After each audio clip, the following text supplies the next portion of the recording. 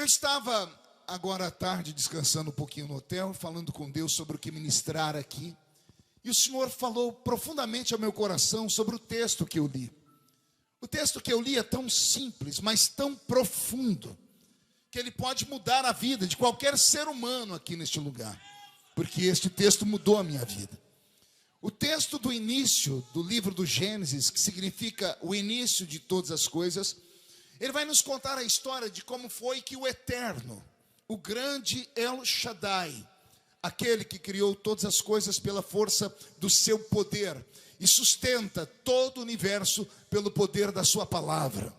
Ele que é imenso, é tão grande, mas tão grande, que os pés dele estão passeando aqui na vigília, mas a face dele está diante dos serafins que estão cantando: Santo, Santo, Santo é o Senhor dos exércitos. E esta vigília está ficando cheio da sua glória. Consegue você imaginar que houve um tempo, que eu não posso chamar de tempo, porque tudo que está ligado a Deus é muito complicado tentarmos com linguagem humana explicar. Houve um período nesse tal de tempo em que Deus estava sozinho, em que ele estava em um ambiente que eu não consigo revelar para vocês como era. Se era grande, pequeno, se era escuro, se era claro, porque ele é espírito. Estava ele assentado em um trono, e só havia ele e mais nada além dele. Ele é antes da eternidade, e se algum dia a eternidade acabar, ele continua sendo Deus. Consegue imaginar essas loucuras? Estava ele assentado no seu trono, e a sua mente se expandiu. Parece-me, e se eu estiver errado, que ele não me fulmine aqui, que ele sentiu aquilo que nós sentimos, que é chamado de solidão. E ao sentir o peso da solidão, pastor Marcos, esse Criador resolveu expandir então a si mesmo, porque toda a vida emana daquilo que é vida.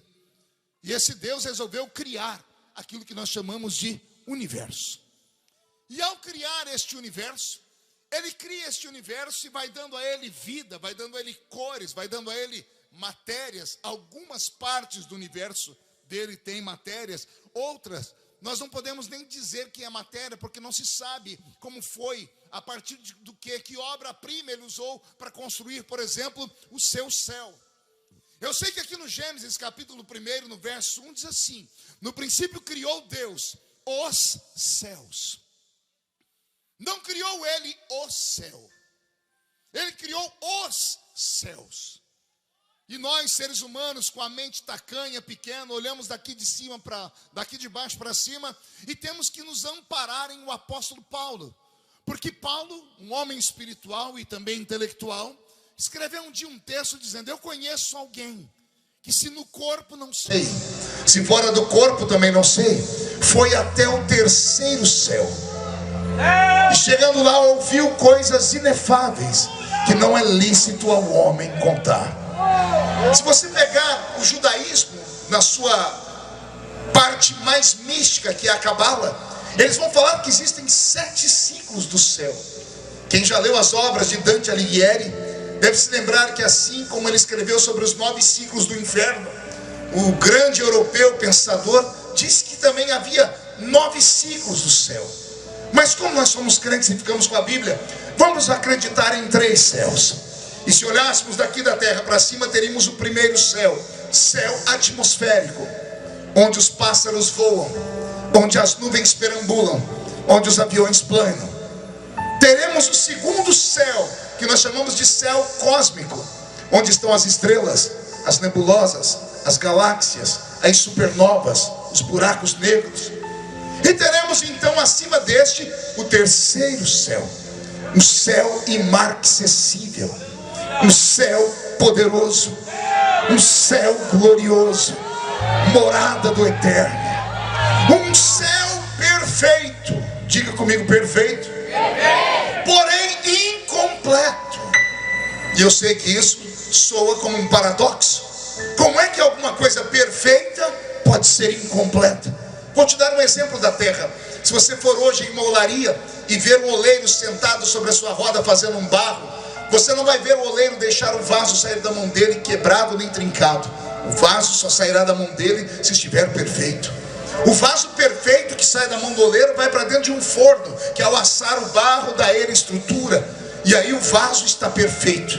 O vaso perfeito que está na mão do oleiro é exposto em algum lugar para que alguém compre, porém o vaso perfeito ainda está incompleto. Aí alguém leva para uma loja, expõe ele em uma vitrine, coloca flores perto dele, até que a dona de casa passe lá, olhe e diga: quero este vaso. Ela só compra porque o vaso está perfeito. Ninguém compra vaso trincado nem quebrado. Aí a dona de casa comprou um vaso perfeito, mas ainda é um vaso incompleto. Aí ela leva para casa, lava o vaso, coloca terra dentro dele, coloca flores e expõe o vaso. Aí o vaso que era perfeito ficou completo. O céu onde Deus está é perfeito, porque Ele é o arquiteto do universo. Ele não erra 1 centímetro ou 1 milímetro. A sua obra é perfeita. Porém, o céu onde Deus está ainda é incompleto. Pergunte por quê? Só falo se todo mundo perguntar. Porque os moradores do céu estão aqui me ouvindo pregar ainda.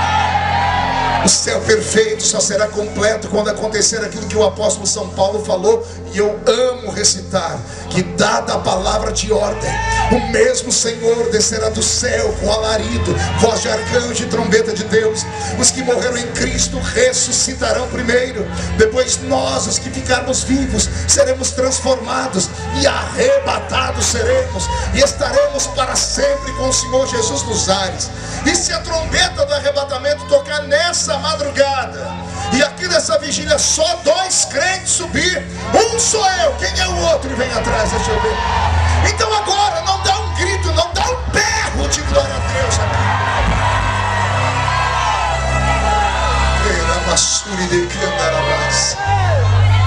Sentado no seu trono, a mente de Deus sonha com esses céus, porque soberano não faz, manda fazer.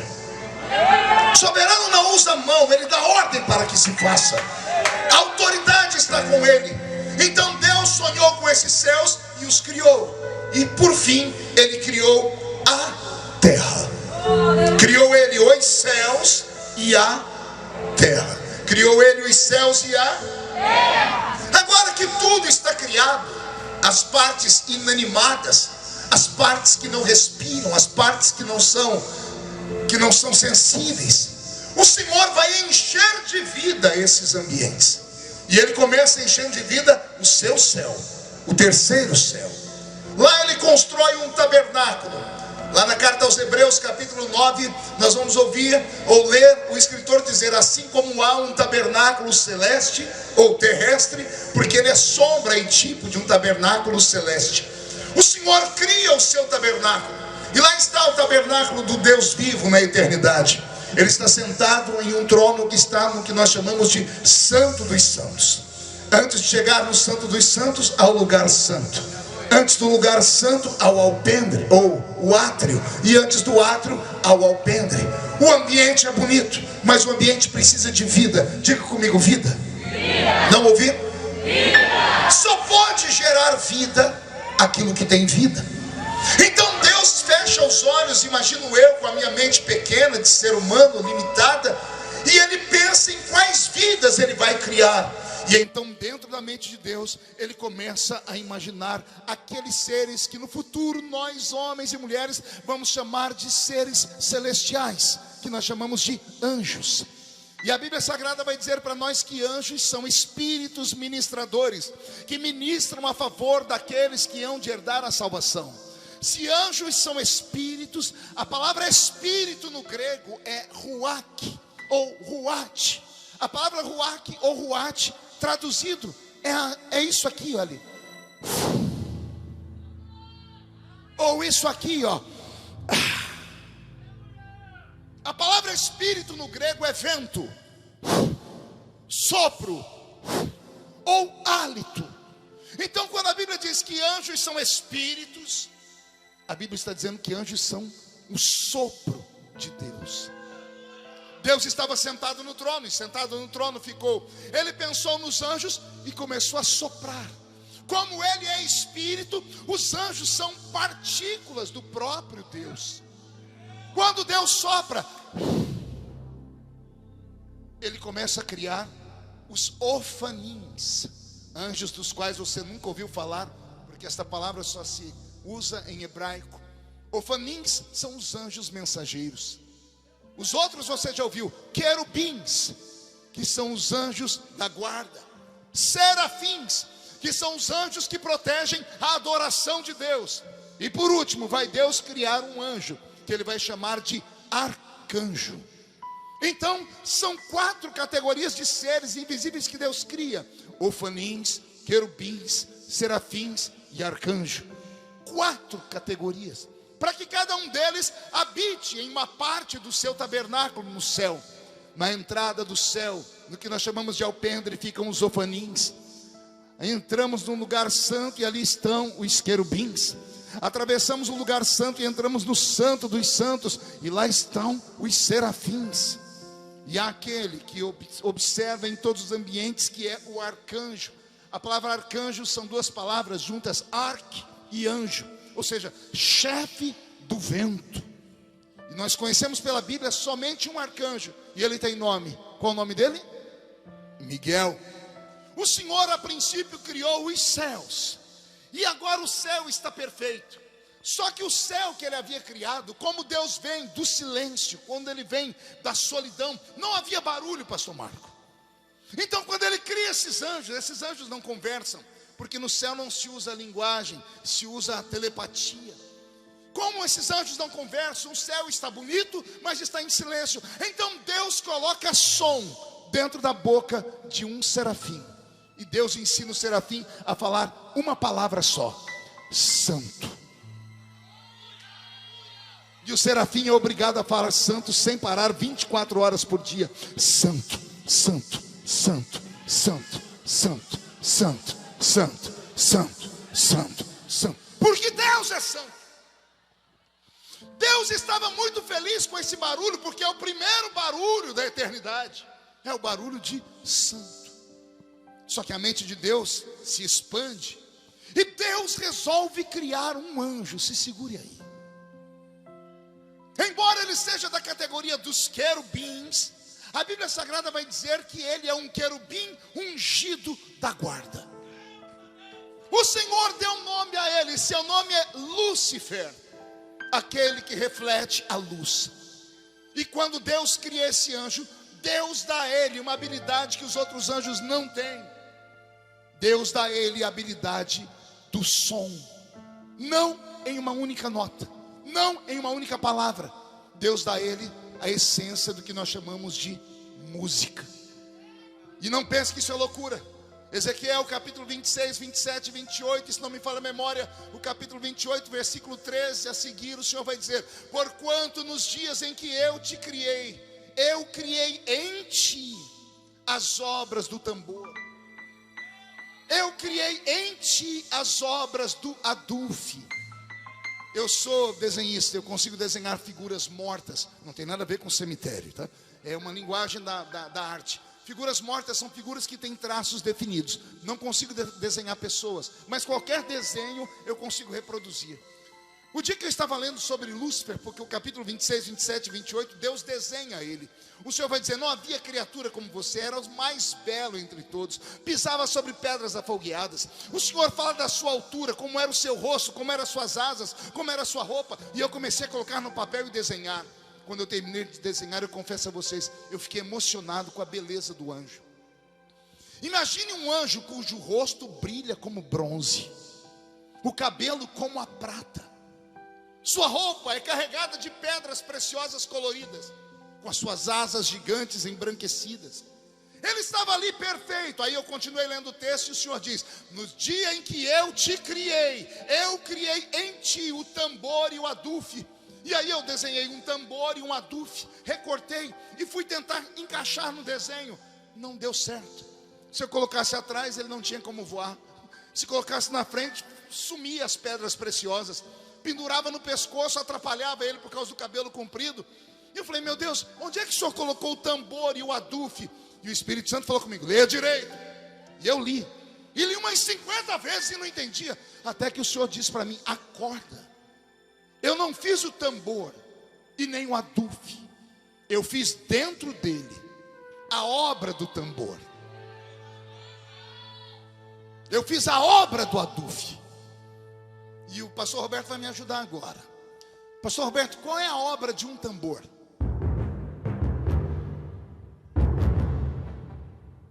Você tem um instrumento, ele parado não é nada. O que é a obra dele quando ele é tocado? Qual é a obra de um tambor, Roberto? Segura. Qual é a obra de um adufe? O adufe é uma flauta. Aí o Senhor diz: no dia que eu te fiz, Lúcifer, eu fiz dentro de você a obra do tambor e fiz a obra do adufe. Roberto, misture o tambor e o adufe.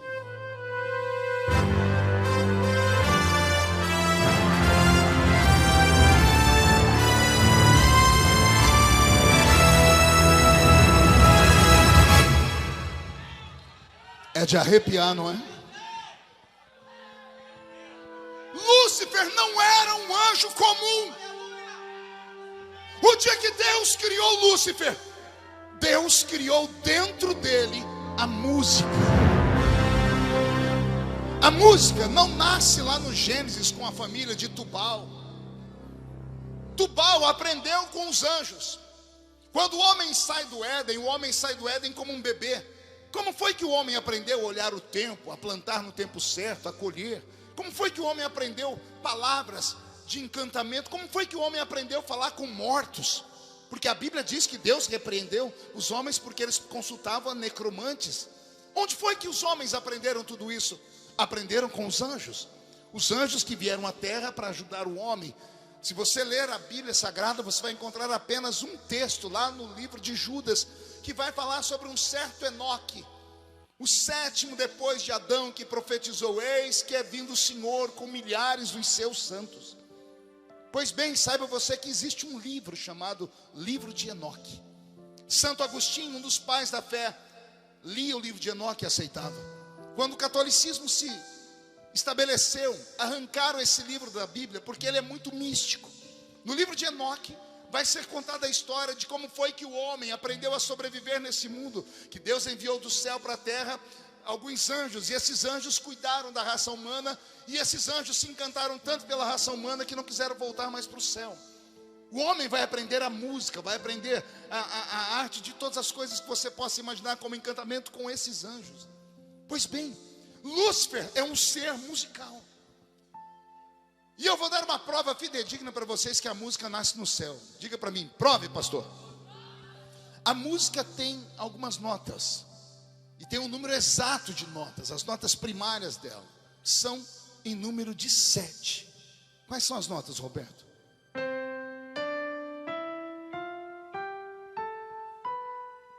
Esse último dó é por sua conta.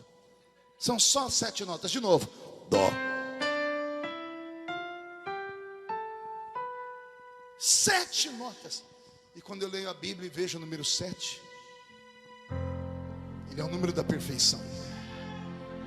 O homem não faz nada perfeito, mas o Criador faz tudo perfeito. Lúcifer, pastor Marco, não era só um anjo. O meu pensamento é que era mais ou menos assim: como ele é a encarnação da música, na medida em que ele anda,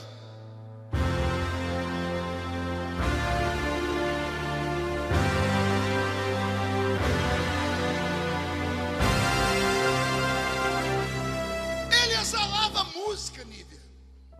Por isso os anjos se encantaram com ele. Por isso ele cria um coral no céu.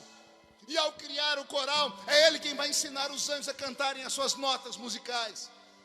E quando esses anjos estão ensaiando e cantando, o eterno, o grande Yahvé, sentado no seu trono, recebia aquele louvor, e o Senhor ia às alturas, porque uma criatura enchia o coração dele de louvor.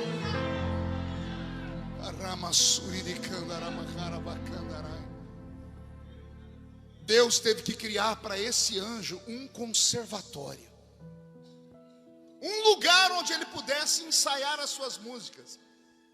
E uma vez que o coral estava preparado, se mandava lá para um monte da congregação uma nota dizendo: o coral está pronto para cantar. E aí todos os anjos, os milhares e milhares de anjos, paravam para ver a terça parte dos anjos cantarem. Eu tenho um pensamento. O meu pensamento é que esse conservatório não era lá no céu. Ele ficava um pouco abaixo. Pergunte a mim onde, pastor? No princípio criou Deus os céus e a... Aqui você vai começar a entender a guerra do diabo contra a minha vida e a sua. Deus criou esse universo. E o Éden primário não era um Éden como cheio de relvas, era um Éden mineral. Porque a Bíblia diz que ele pisava sobre pedras afolgueadas. A Bíblia vai dizer: porque de nós nações, quem é esse tão poderoso? Se você ler Isaías capítulo 13 e 14, você vai dizer assim, que o Senhor falando através da profecia na boca de Isaías, que Lúcifer dizia no seu coração: eu subirei ao céu, acima das estrelas, acima do trono de Deus, exaltarei o meu trono e serei semelhante ao Altíssimo. Olha o que Isaías está dizendo: eu subirei. Ele vai fazer o que? Não ouvi eu? 1, 2, 3, eu? Se ele vai subir é porque ele não estava lá. Ele estava em um outro lugar. Esta terra, se você perguntar para o seu filhinho em que época viveram os dinossauros, vai dar um problema. Porque tem crente que acredita mesmo que a terra foi feita em 7 dias de 24 horas. E não foi isso. Não temos como contar o tempo da criação de Deus. Porque para Deus um dia é como 1000 anos. E 1000 anos é como um dia. Sabemos do mundo de 24 horas por causa do sol e a lua. Mas o sol e a lua foram criados no 4º dia da criação. Então no 1º, 2º e 3º dia havia outro tipo de contagem. Então havia um outro mundo aqui. E é nesse lugar que Lúcifer ensaia sua música, o seu coral. Então ele prepara e vai ao céu e canta. Até que um dia, preste atenção, quando ele volta de uma cantata do céu, 1/3 da parte dos anjos que estão sobre a sua tutela começam a dizer: você é grande. Até o Criador para te ouvir. Até o Criador gosta de ouvir o seu louvor. Os anjos começam a falar tanto no coração dele que ele não dorme aquela noite. Ele deve ter ido para um quarto, para um lugar, e ele começou a dizer: ele tem quem adora ele e eu tenho quem me adora. Ele é grande, eu também sou. E Deus está lá do céu olhando para ele. Ele não chegou a fazer, a Bíblia diz na boca de Isaías: e tu dizias no coração. Ele só pensou: eu subirei ao céu, exaltarei o meu trono acima das estrelas e serei semelhante ao Altíssimo. Diga comigo: semelhante. A quem? Ao Altíssimo. E serei semelhante ao Altíssimo. Quando ele está aqui na terra, ele diz isso. Lá do céu, Deus olha para a terra e dá um grito. Em uma palavra que traduzida para o hebraico, que vem do aramaico, é um nome. Deus dá um grito no céu: Miguel. Porque até então o arcanjo não havia sido criado. Pergunte por quê? Para que criar um anjo de guerra se você não tem inimigos? Para que criar um capitão da guarda se não tem ninguém para guerrear com você? Miguel é o último dos anjos a ser criado. E ele só é criado porque aqui na terra um outro anjo diz: eu serei semelhante ao Altíssimo. Aí lá do céu Deus grita em hebraico: Miguel. Alguém sabe o que significa a palavra Miguel? Quem é igual a Deus? Vou repetir. O nome Miguel significa: quem é igual a Deus? É uma pergunta.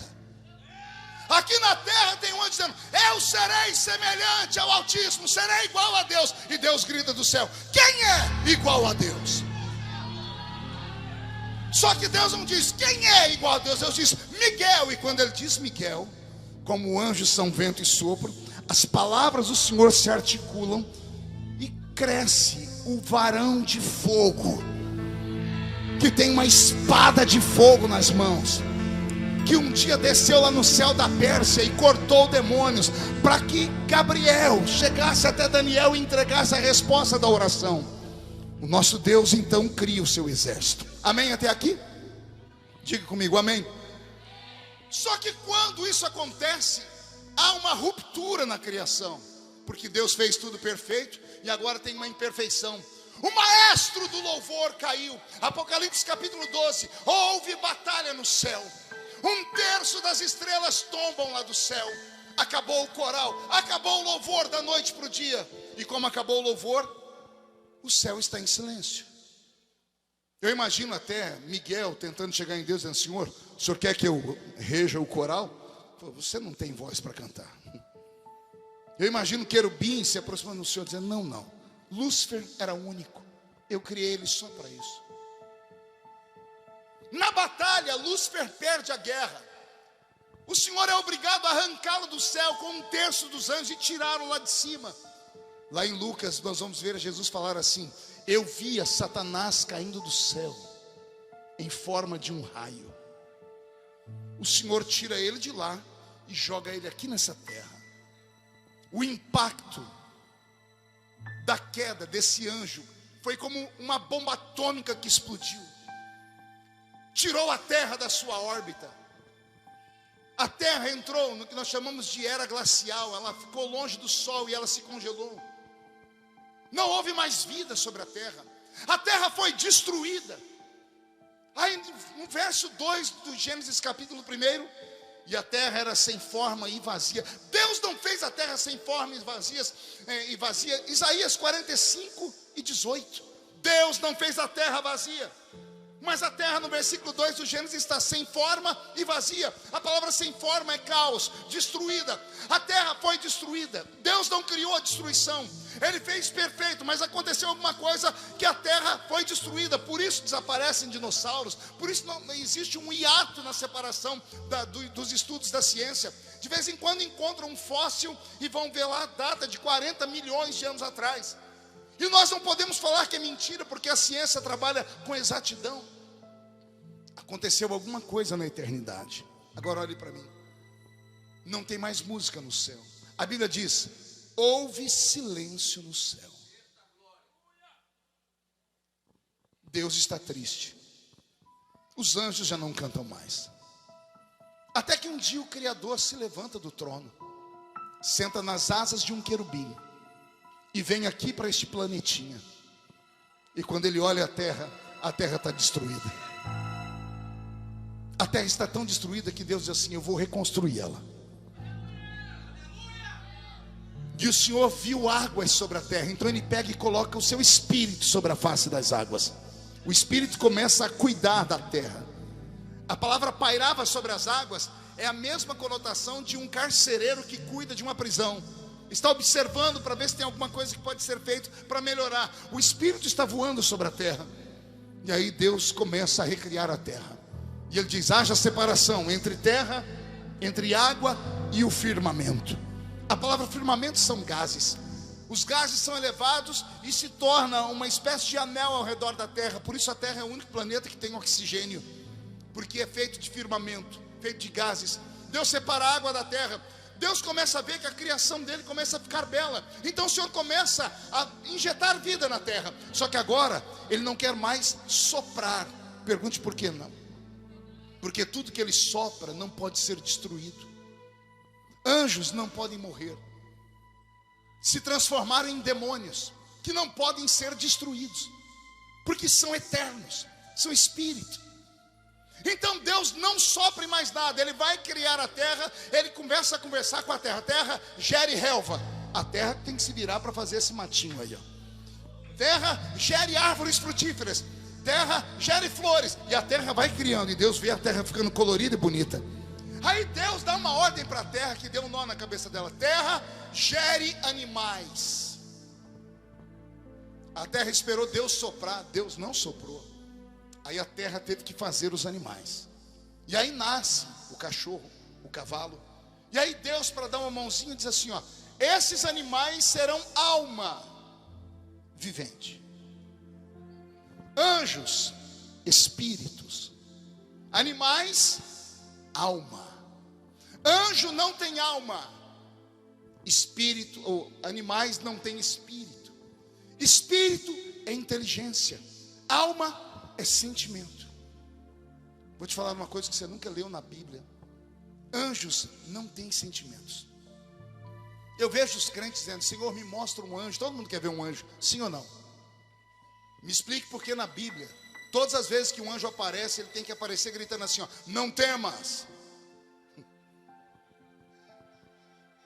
365 aparições de anjos na Bíblia. O anjo é obrigado a chegar e dizer assim, ó: não temas. Porque todas as vezes que os anjos descem, eles não descem com sentimentos, eles descem para executar. Só na Síria, um anjo em uma noite matou 185 mil soldados. Só lá no Egito, o anjo da morte entrou e levou todos os primogênitos, de homens e animais. Davi um dia chegou em Jerusalém, olhou para cima, estava um anjo com a espada apontada para destruir Jerusalém. Ele correu para encontrar na ira de Araúna um sacrifício para dar a Deus, para aplacar a ira. Os anjos que entraram em Sodoma e Gomorra estenderam as mãos e deixaram todos os homens cegos. Os anjos são desprovidos de sentimentos. São seres criados como robôs. Todas as vezes que aparecem só sabem executar ordens. Não têm sentimentos. Animais têm sentimentos. Quem tem cachorro? Quando você chega, fica muito tempo longe do seu pet, você chega perto dele, ele chega a fazer xixi. Sim ou não? De emoção. Só que animais não têm espírito. Anjos não têm alma. Anjos não podem morar na terra, porque a terra é o mundo da matéria. Anjos são espíritos. Anjos visitam a terra, mas não podem morar na terra. A habitação deles é o céu, porque lá está o alimento deles, que é a presença do grande Deus. É a glória que emana do Senhor. Tudo que é feito de uma matéria, quando se tira dessa matéria, ele é destruído. Como o anjo não pode ser destruído, se ele ficar muito tempo longe do céu, ele se transforma em demônio. E os demônios são horríveis. Porque são horríveis? Porque não tem luz. Todos os seres que existem no planeta Terra, por exemplo, os peixes que estão no fundo do mar, quando a ciência consegue ir até eles e trazê-los para a vida, para mostrar para nós, são seres horríveis. Porque a ausência da luz do sol dá a eles anomalias. Deus é o sol da justiça. Os anjos ficam diante do Senhor no monte da congregação. Eles recebem o brilho da sua glória e permanecem brilhando. Por isso eles não podem morar aqui. Eles visitam aqui e voltam para lá. O anjo que acampa ao seu redor, por exemplo, quando você acorda de manhã, ele está lá do seu lado. Mas quando você dorme, sai do estado alfa para o beta, que é aquele que, se a trombeta tocar no seu ouvido, você não acorda. Nesse momento o anjo não está mais com você, porque você não precisa de proteção. O seu espírito se deslocou. O anjo volta ao céu para receber glória, se alimentar da presença.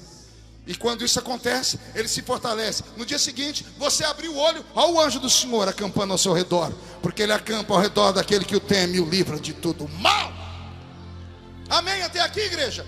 Vem acompanhando. Anjos são espírito. Diga, anjos são espírito. Animais, alma vivente. Só que além de alma, Deus deu a eles terra, porque eles são feitos da terra. Tudo que é feito de uma matéria-prima, se tirar de perto dela, morre ou se transfigura. A matéria-prima dos anjos é o eterno. Se ficarem longe dele, se transformam em demônios. A matéria-prima dos animais é terra. Se tirar da terra, morre. Se colocar uma vaca onde só tem asfalto e não der comida para ela, o que vai acontecer com a vaca?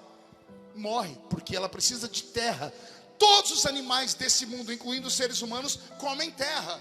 Pastor, eu não come, sim senhora. Você come terra transformada. De onde vem o alface? Nasce de onde? A manga, tomate, limão, abacate, manga, morango, arroz, feijão. Nasce da terra. Nós comemos terra. Terra transformada. Por que comemos terra? Porque nós somos terra. Se tirar a terra da boca do animal, ele morre. Se tirar um peixe da água, o que acontece com ele? Por quê? Parte dele é terra, parte dele é água. Se tirar ele da matéria-prima dele, ele morre. Um dia desse eu dei muita gargalhada, estava lendo um livro de ciências e um cientista americano recebeu o prêmio Nobel da ciência, porque ele conseguiu provar, depois de 50 anos de estudo, que estrelas são feitas de gases. E eu ri muito, pergunte por quê. Se tivesse lido a Bíblia e acreditado, podia ter gastado 50 anos fazendo outra coisa. Porque são firmamento. Se uma estrela sair do lugar onde ela está e entrar na nossa atmosfera, o que acontece com ela? Ela morre. Quem já viu estrela cadente? Porque quando entra na nossa atmosfera, elas desaparecem. Porque não podem habitar aqui. Tudo que é feito de uma matéria, se tirar da matéria, morre. Se tirar uma estrela do céu, ela morre. Se tirar um peixe da água, ela morre. Se tirar uma vaca do capim, ela morre. Se tirar um anjo de perto de Deus, ele se transfigura. Porque o que foi criado a partir de uma matéria tem que ficar lá. Agora respire fundo. Deus fez os espíritos eternos, os anjos. Fez os animais irracionais da terra. A terra estava bonita. Os animais não pecam. Sabia que animal não peca? Eles não têm livre-arbítrio. Eles não pensam. Tudo que eles fazem é viver por instinto. É a criação perfeita. Eles nunca entristecem Deus, Daniel. Só que tem um problema, pergunte qual? Animal não dá glória a Deus. Não fala em língua estranha. Não bate palma, não adora. Aí Deus criou, os anjos adoram, mas pecaram. Aí Deus criou outra raça de animais, os animais. O passarinho até canta, o sabiá pia bonito. O mugido da vaca, o balido da ovelha, o rugido do leão, o sopro do elefante na sua tromba, é tudo muito bonito. Eu tenho até inclusive o pastor Marco, que de vez em quando ele conta que quando ele está lá perto do mar orando, o mar glorifica a Deus, né? A água bate na pedra e faz Jeová, Jeová. Não é assim que ele fala que até o mar adora a Deus. Tudo tem uma explicação. Agora olha que interessante. Os animais não podem adorar. Então Deus ficou vendido. Anjo é eterno, mas traíram ele. Animais não traem ele, mas não adoram. E Deus disse: vou criar agora a obra-prima da minha criação. Os anjos estão Deus falou com Jó: onde você estava quando eu criava tudo? Enquanto os anjos cantavam, eu criava. Deus pede para um pequeno coral cantar. Canta para me inspirar. O coral está cantando e os anjos ficam olhando para Deus e tomam um susto. Pergunte por quê? Tudo que Deus criou sentado no trono. Ele pensou nos anjos e criou assim. Ele pensou nos animais e disse assim: terra, se vire nos 30 e crie. Agora Deus vai criar a obra-prima dele. Deus fica de pé no trono. Os anjos estão só onde Deus está indo. Deus vem no Éden. Deus pisa com os pés na terra. A Bíblia diz que o Éden era banhado por 2 rios, o rio Tigre e o rio Eufrates. Eu não sei se foi no Eufrates ou se foi no Tigre. Eu sei que em um dos 2 rios Deus foi, arregaçou as orlas do seu vestido, cravou a mão no fundo do rio e pegou a argila.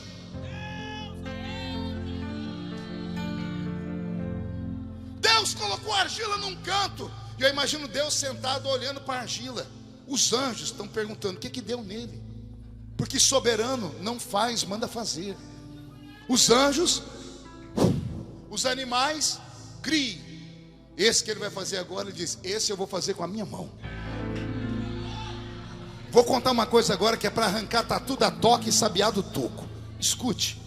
Você é a única criatura do universo que carrega no corpo a impressão digital da mão de Deus. Vou falar de novo. Anjo não tem impressão digital de Deus, porque Deus criou eles soprando. Animais não têm impressão digital de Deus, porque Deus deu um grito e falou: se vire e crie. O homem, Deus arregaçou as orlas e disse: esse vai ter a minha marca, esse eu vou fazer com a minha mão. Você é marcado pela mão de Deus. É por isso que o diabo te odeia, porque você tem o que ele não tem. É por isso que você sofre igual o sovaco de aleijado, porque o diabo sabe que você vale muito mais para Deus do que ele. Isso merecia pelo menos uma glória a Deus. Só que agora eu penso que Deus teve um problema. Pergunte qual? Ele precisa de um modelo para fazer.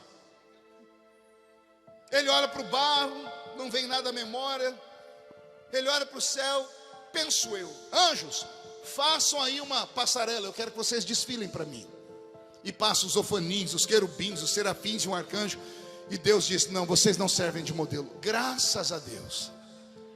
Você já imaginou você aí tentando me ver pregar e o irmão na sua frente com as asas estendidas, você falando: irmão, você pode fechar as asas? E o irmão perguntando: qual das 6? Porque eu pareço um serafim. Imagina se Deus fizesse, oh Jesus amado, o seu marido igual um querubim, irmã. Beijar uma boca já está difícil, querubim tem 4. Secretário de segurança, imagina se a sua mulher, Deus tivesse feito ela parecendo um arcanjo, 3 metros de altura, espada de fogo na cintura, chegando em casa falando assim: e aí, baby? Não ia prestar não. Ainda bem que Deus não viu no céu nada que Ele queria. Então, como não tem modelo no céu, imagino Deus mandando os animaizinhos passar diante dele em uma forma de como é que chama? Passarela. E lá vai os animaizinhos. Muito obrigado, Senhor, porque o Senhor também não nos fez parecido com os animais. Só o Charles Darwin que encucou que o avô do avô do avô dele era um chimpanzé. E com louco a gente não discute, tem que respeitar, né? Se o tataravô dele foi um chimpanzé, é problema dele. O meu não era. Imagine se Deus tivesse feito a irmã do seu lado em forma de um porco-espinho. E o pregador falar: abrace o seu irmão. Ainda bem que Deus não nos fez parecido com nada que tem nessa terra. Imagine se Deus tivesse feito o irmão do seu lado parecendo um gambá. Apesar que nesse quesito eu tenho minhas dúvidas, porque tem umas criaturas que só Jesus na causa. Quando vem falar com a gente, parece que escovou os dentes com o rabo do gambá.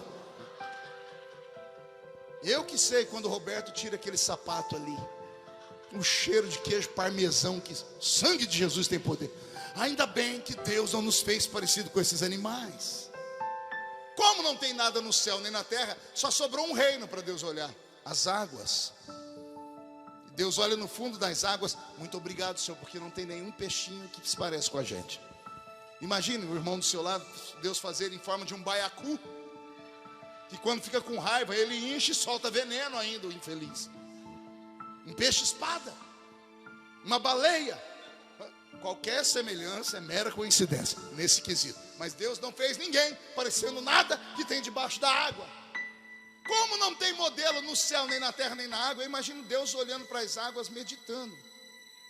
E de repente o vento para de soprar, e a água para de mexer, e a água parada vira espelho. E de repente, pastor Marcos, Deus se pega olhando para Ele mesmo. Ele vai se alegrando.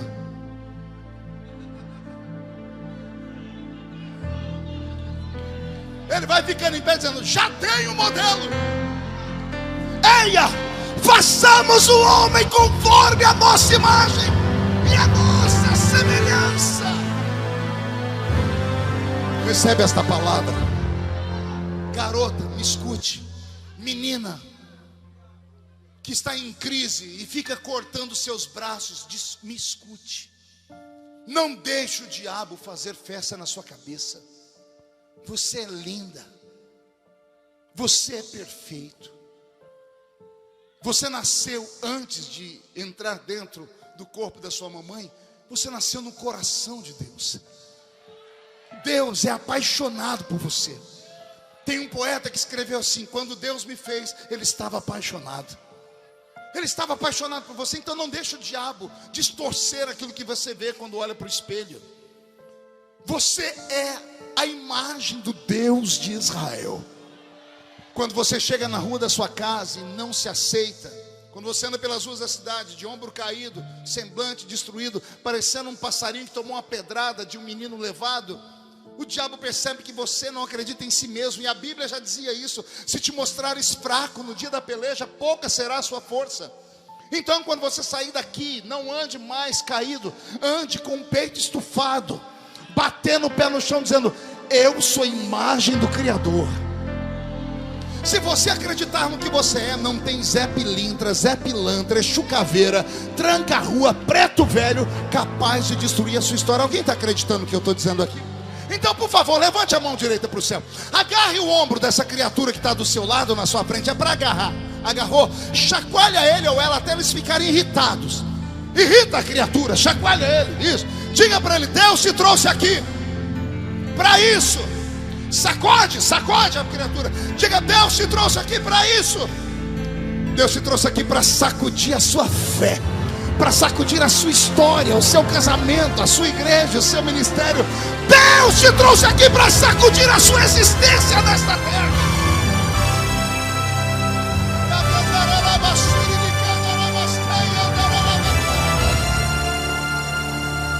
Ah, meu Deus, escute aí. O diabo te odeia, e eu vou te explicar o porquê. Todas as vezes que o diabo vê você acordar de manhãzinha, ele fica furioso. Quer perguntar o porquê? Só se todo mundo perguntar. Só se perguntar fazendo biquinho. Ah, povo fofo. Você já viu como é que você acorda? O sangue de Jesus tem poder. Dá quase para fazer o sinal da cruz. 90% dos seres humanos acordam de mau humor. Você olha para a criatura e pergunta: você tem pai? Ela diz: nem mãe. Fulmina, gente. Quem tem filho adolescente sabe do que eu estou falando. Ah, Jesus, que prova. A criatura já acorda ruim, brava. E não é só. Todo ser humano que acorda, ele dá aquela primeira sentadinha na cama, começa a se coçar. Pergunte por quê? Você é igual uma cobra, a gente troca de pele enquanto está dormindo. Os ácaros, os fungos, a pele morta vai saindo, por isso que dá coceira. Aí você olha na unha e fala: Jesus, eu não tomei banho. Dá um macuco ali debaixo da unha. E o diabo vai anotando, ó, cara feia, acorda se coçando. Faz um teste, deixa uma florzinha do lado da sua cama, e quando você acordar, o primeiro hálito da sua boca, faz assim na plantinha, ó. Ela derrete. Me dá uma raiva dessas novelas mentirosas, que eles dormem, eles acordam, dão aqueles beijos de desentupipia. Vá mentir para Satanás. Eu tentei fazer isso recém-casado, não prestou. Não, levanta, vai, escova o dentinho, né? Parece que a pessoa está podre. E detalhe, ninguém escapa disso. Por que a gente tem mau hálito? Porque como a sua boca para de funcionar, a saliva, ela vai morrendo, ela vai empoçando, ela apodrece. Aí o diabo vai marcando. Ó, boca podre.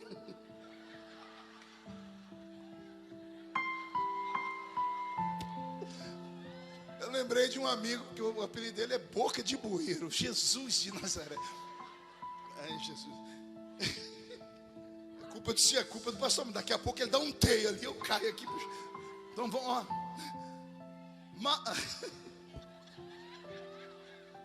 A pessoa acorda de mau humor, acorda se coçando, acorda com um bafo na boca, seborreia no cabelo. Você coça a cabeça, de onde saiu essa tranqueira? Ai daquele que faz chapinha. Muda a música, Roberto. Eu sei. Quem faz chapinha nesses cabeleireiros chique, a pessoa explica: durma num travesseiro de seda. Sabia disso, pastor Marco? É porque o cabelo, o pano de seda, o cabelo escorrega, ele não arma. Gente, um dia eu acordei, eu olhei para o espelho, eu falei: eu te repreendo agora. Eu achei que era o cão lá encarnado. Cabelo assim, ó. E quem passa gel no cabelo, então? A pessoa acorda daquele jeito. Aí a pessoa pega e entra dentro do banheiro e ainda bate a porta. Pá! O diabo olha para o céu e diz: o que o senhor viu nessa raça? O que o senhor viu neles? Esse povo fedido, esse povo mal-humorado, mal agradecido. E Deus diz assim para ele: ó, dá 5 minutos aí dentro do banheiro. Gente, desliga esse celular rápido. É seu, Roberto? É o Satanás pegando o Roberto mesmo aqui. É o meu? Eu coloquei para despertar 3 da manhã para orar. A criatura entra dentro do banheiro. O diabo olha para o céu: o que o senhor viu neles? Deus diz: dá 5 minutos. Vocês já viram o milagre que acontece no banheiro ou não? É ligar o chuveiro, a irmã encarna uma Cassiane. Deus não rejeita a oração. Oração é alimento. O irmão encarna nosso querido irmão Lázaro, que dorme no Senhor. Termina o banho, fecha aquela tramelinha lá do chuveiro. A pessoa vai para frente do espelho. É um ritual, né? Tira o mormaço do espelho. Mulher é uma criatura incrível na frente do espelho, né? Elas olham e começam assim.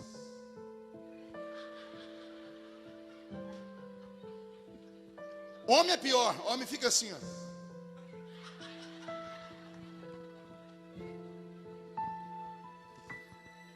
A mulher passa aquela massa plástica aqui. Ela entra de um jeito e sai outra mulher do banheiro. O homem também, ele passa aquele gel no cabelo, aquele perfume, faz a barba. Quando abre a porta do banheiro, se botasse uma câmera de Hollywood, aquela em slow motion filmando, parece cena de Hollywood, abre e sai aquela fumaça de vapor e sai aquela criatura. A mulher entrou dentro do banheiro parecendo uma bruxa. Ela sai de lá parecendo a Xuxa. O homem entra no banheiro parecendo Kunta Kinte. Ele sai de lá parecendo uma mistura de Brad Pitt com Arnold Schwarzenegger. Perfumado, sorrindo, foi embora o mau humor. Aí Deus olha para o diabo e diz assim: entendeu? O diabo diz: explica. O problema dele se resolve com água e sabão.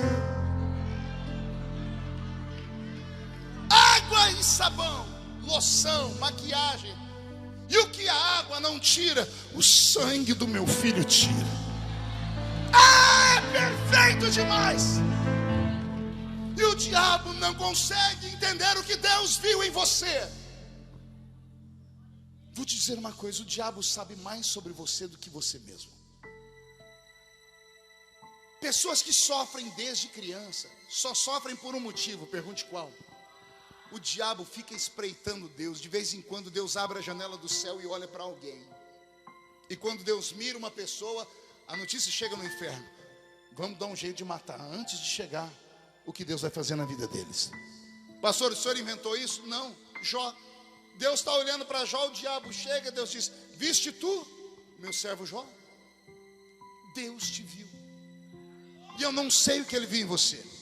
Sinceramente, tem crente na igreja que se eu fosse Deus, eu não salvava ele. Principalmente quando eu estou pregando. Tem uns que eu falo: Jesus, o que está fazendo aqui? O culto inteiro olhando o pregador com essa cara feia, parecendo que foi batizado num pote de vinagre. O culto inteiro olhando para a gente com esse olho estufado, parecendo olho de sapo que morreu no dia de enchente. Segura aí. O culto é pentecostal e fica com essa boca travada, essa boca de aço, esse queixo de concreto. Eu não sei o que Deus viu em você, mas Ele viu alguma coisa. O diabo não sabe o futuro, mas ele é um psicólogo. Ele derrubou o primeiro homem. Ele se meteu na vida de todos os santos, de heróis da fé. Você não seria diferente. O diabo sabe que se Deus cumprir o que Ele tem na sua vida, e as promessas e os sonhos, você vai ser uma pedra no sapato dele.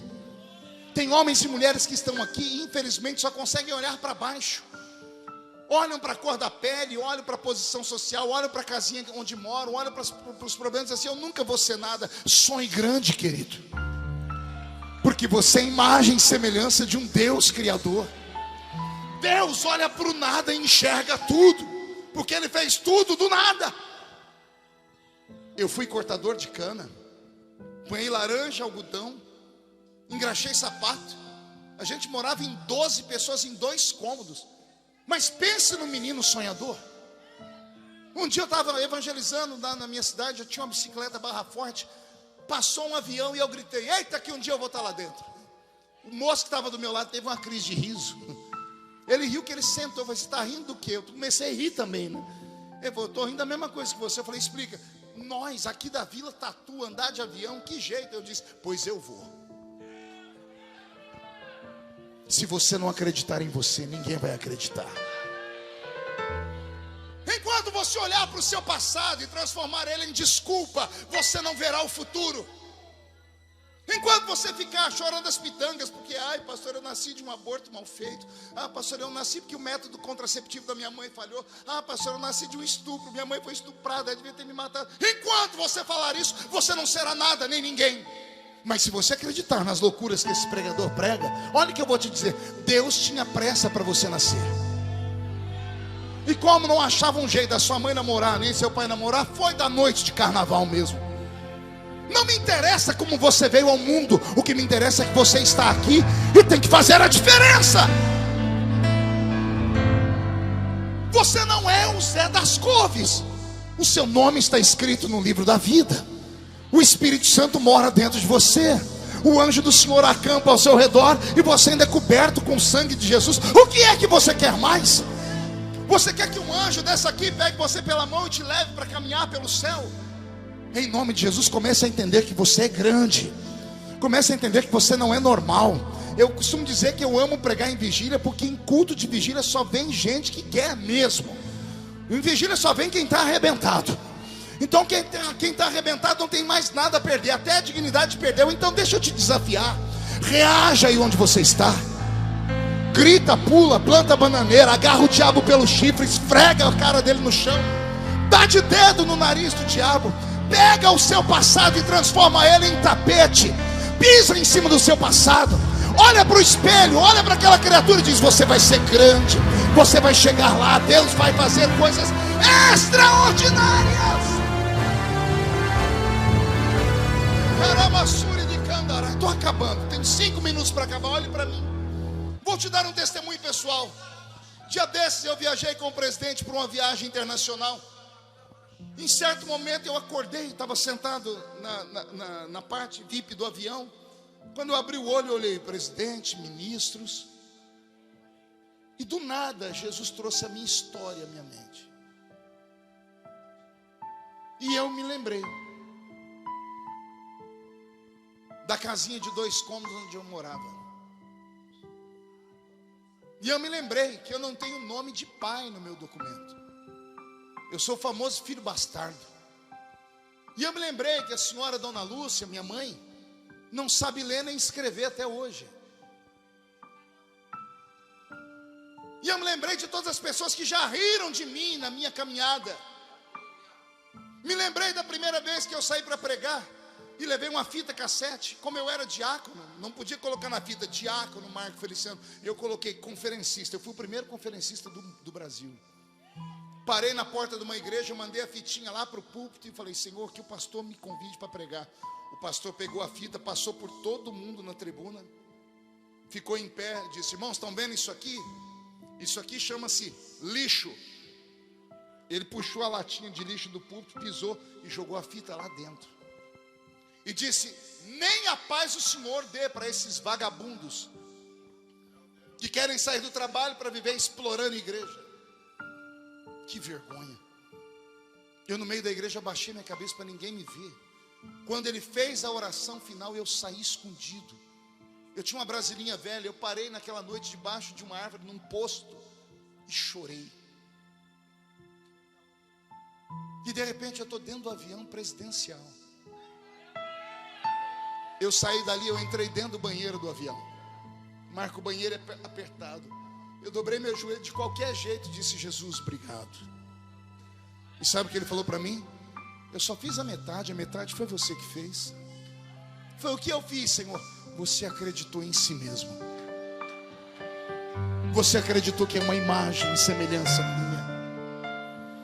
Eu não estou pregando para derrotados nessa noite. Não estou pregando para pessoas que vão morrer ou que vão se matar daqui a pouco. Não estou pregando para o lixo de São Luís do Maranhão. Eu estou pregando para a nata da sociedade. Você não sabe perto de quem você está sentado aí. Ah, se você soubesse. Ah, se você soubesse onde essa criatura vai parar.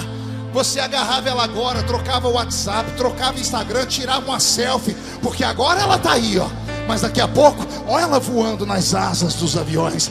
Olha ela em programas de televisão. Olha ela construindo coisas. O Senhor te trouxe aqui nesta madrugada só para te dizer assim: você não é obra do acaso. Eu criei você. Eu criei você. Cadê os pais aqui? Quem aqui é pai e mãe? Levante a mão. Você aceita qualquer pessoa chegar e falar que o seu filho é feio? Você aceita qualquer pessoa bater no seu filho? Responde. Você aceita que as pessoas fiquem murmurando dele, chutando ela, fazendo mau juízo, sim ou não? Se você, ser humano limitado, não aceita que ninguém toque no seu filho, imagine o Criador do céu. Imagine aquele que te salvou, que morreu na cruz por você. Ninguém toca mais em você depois desta madrugada. Ninguém mais pisa sobre você depois dessa madrugada. O Senhor colocará os anjos, esses seres poderosos que eu preguei, para te guardar. O Senhor te dará autoridade sobre os animais irracionais. Se você crer, Ele te dará autoridade sobre as águas, sobre o vento, sobre a tempestade. Ele te dará autoridade sobre as montanhas. Ele te dará autoridade sobre a vida. O Senhor te dará autoridade até sobre a morte. Porque eu não estou pregando para qualquer raça. Eu estou pregando para a imagem e semelhança de Deus. Quem é a imagem e semelhança de Deus, tira o pé do chão agora para adorar.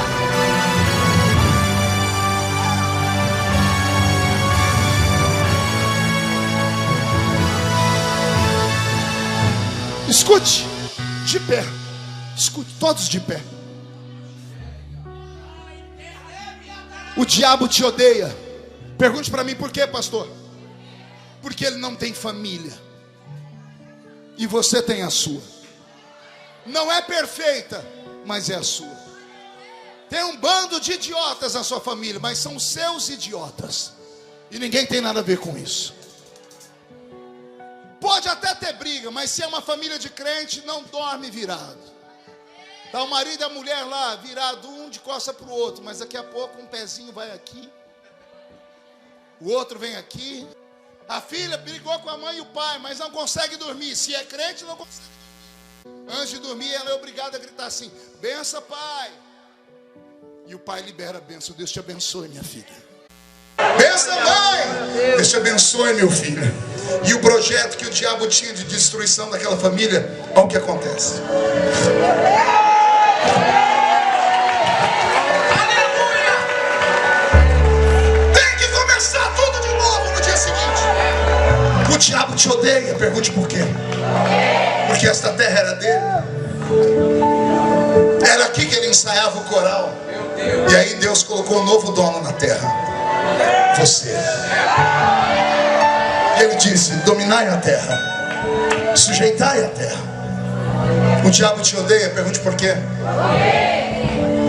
Porque você adora a Deus. Porque ele adorava no seu lugar. E ele sabe o que acontece quando a senhora dá um grito, ou levanta a mão, ou bate os pés no chão, ou faz uma coreografia. Ele sabe como Deus se alegra lá em cima. O diabo queria ser Deus. O desejo dele é tão grande que de vez em quando você anda pelas ruas do Maranhão e encontra uma encruzilhada. Quem já encontrou a encruzilhada? O que tinha lá? Fala aí, despacho. Do que? Galinha preta. Vai, galinha, comida, vai. Bebida, cachaça, cigarro, dinheiro, farofa, frango. Hoje a situação está brava, estão colocando caixinha de caldo quinó mesmo. No preço que está, não tem como dar. Por que o diabo quer o melhor? Quando a pessoa deixa a encruzilhada lá montada, ela vai embora, e os demônios vão lá no inferno e diz: Lúcifer, vem ter um presente para você. Aí vem ele, pensando que é Deus. Ele chega em cima da encruzilhada e os diabos dizem: olha, essa carne é da Friboi. Esse frango aqui, ó, é da Seara. Ó, essa farofa aqui foi feita por... A cachaça, olha, tudo aqui é do bom e do melhor. O diabo fica feliz. Só que de repente ele entra em frustração. Quer perguntar por quê? Porque ele olha com os olhos e lambe com a testa. Deus, ó Deus! Ele não sabe o gosto que tem. Ele não sente a temperatura. Ele não tem paladar. Porque ele é espírito. E aquela comida é física. Ele não consegue arrastar um grãozinho de farinha para o inferno. Aí ele está olhando, pensando como seria gostoso comer. De repente chega uma formiga desse tamanhozinho. A criaturinha sobe na oferenda: é minha. Ele não consegue tirar a formiga da oferenda. A formiga bota um caroço de farinha nas costas e vai embora. Daqui a pouco vem um formigueiro inteiro. O que era pro diabo, a formiga leva. Mas sai a formiga e a coisa piora. Pergunte por quê. Aí aparece o costelinha. Aqui tem costelinha, aquele cachorrinho, coitado, só tem costela. Costela e rabujo. Ninguém quer, nem todo mundo acha bonitinho, tem dó, mas ninguém quer levar para casa. O costelinha chega cheirando, ele abocanha o frango e leva o frango inteiro embora. E o diabo não consegue tocar no costelinha. Mas a coisa piora, pergunte por quê. Chega aquele pau d'água, o cachaceiro mais famoso do bairro. Ele chega, olha, agarra o litrão, dá uma golada, olha para o céu e diz: obrigado, Deus. Até Deus recebe o agradecimento da cachaça, que era para o diabo, que não consegue fazer nada. Ele quer te destruir, mas não vai. Ele não pode tocar num fio de cabelo da sua cabeça. Ele não pode tocar na sua família essa noite. Você está aqui nesta madrugada e a sua casa está sendo envolvida num manto de mistério. Amanhã, quando você acordar, o dia vai estar diferente. A comida vai estar mais gostosa, o perfume vai estar mais cheiroso. As pessoas vão olhar e vão falar: você viu o passarinho verde? Você vai dizer: não, foi a pombinha de fogo. Ela voou sobre aquela vigília. O Senhor te trouxe aqui para te dizer: o seu lugar nesse espaço chamado universo não é de coadjuvante. Você é protagonista de uma história. E Deus te trouxe aqui para mudar a sua vida para sempre. Posso ouvir um amém?